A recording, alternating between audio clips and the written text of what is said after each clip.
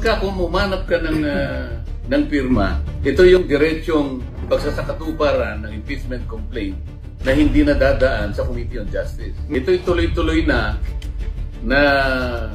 itatransmit sa Senado. Opo. Kasama na yung articles of impeachment. Opo. Yan ang kinatatakutan ko. Na itong ginawang manifesto na ito ay kunwari lang. Isip-isipin naman.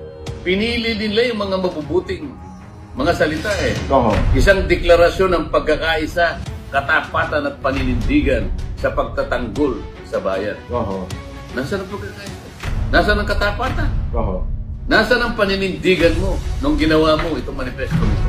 Ito'y nakakatakot. Panluloko ito sa ating mamamayan. Kapag ito'y ginawa nila, halimbawa nagsimulang sila mangalap. Makikita na po ninyo ang pagbabalat kayo ng lahat ng pipirma na nagkunwaring nakipagkaisa